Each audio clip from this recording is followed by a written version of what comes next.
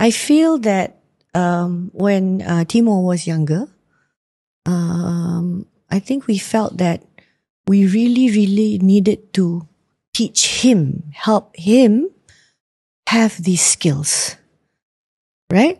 So that he can cope. And also it's a bit like tough love. Okay?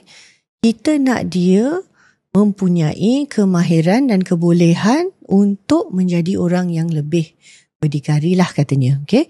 Supaya dapat lebih senang berinteraksi dengan orang. Yelah, hidup dalam masyarakat luas and things like that. But if we really think about it, was that realistic?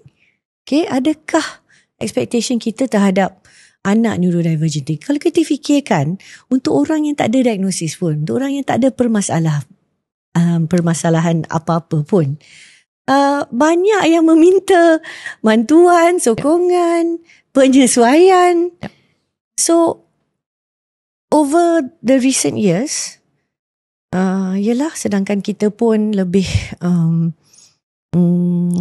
peka, kita pun telah membelajar dengan lebih, tingkat kesedaran diri kita lah masing-masing tentang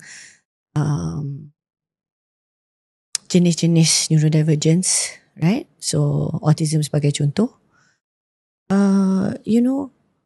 I just thought about it and I think I made the mistake of expecting too much of my own son.